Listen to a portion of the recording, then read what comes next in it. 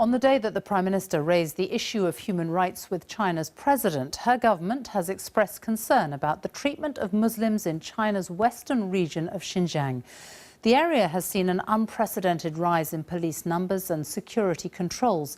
In the last few months, there have been increasing reports of ethnic minorities being held without trial in detention camps. The Chinese authorities say their strategy is about combating terrorism following violent attacks. Our China correspondent John Sudworth travelled to Xinjiang, where all filming and reporting by foreign media is tightly controlled. In looks and in distance, it's closer to Baghdad than Beijing.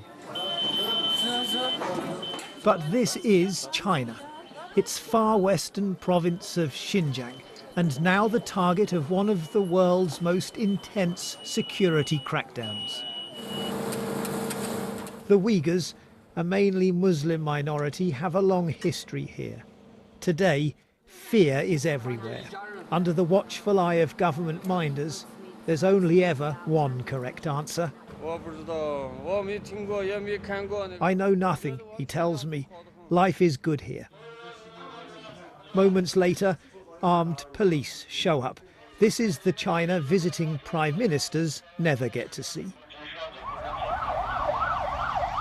Police power here is all-pervasive and growing. Millions of residents are being forced to give DNA samples.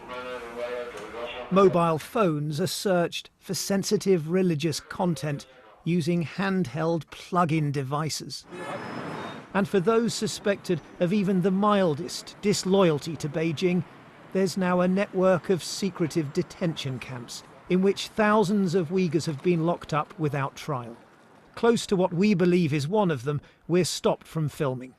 China is building a total surveillance state. It's a place where saying, doing, or even thinking the wrong thing can get you locked up in an internment camp.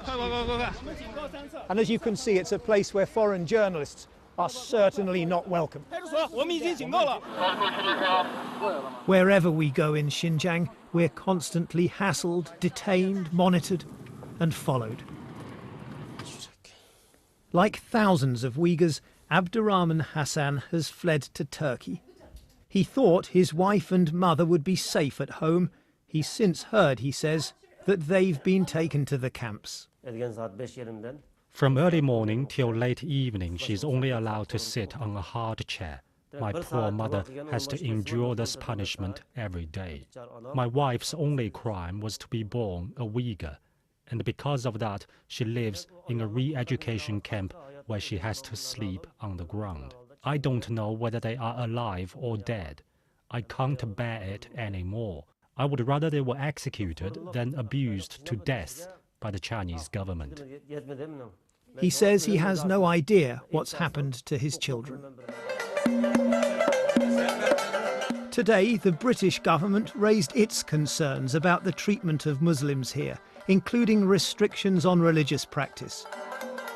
Such a frank statement in the middle of a prime ministerial visit will not go down well. China is seeking the UK's backing for a plan to use Xinjiang's desert highways as a new economic corridor to Central Asia and beyond.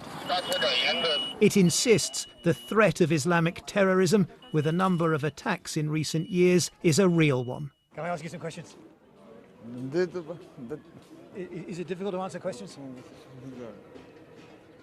But a police state breeds fear. They're busy, they say. And can stoke the very resentments China says it's trying to stamp out. John Sudworth, BBC News, Xinjiang.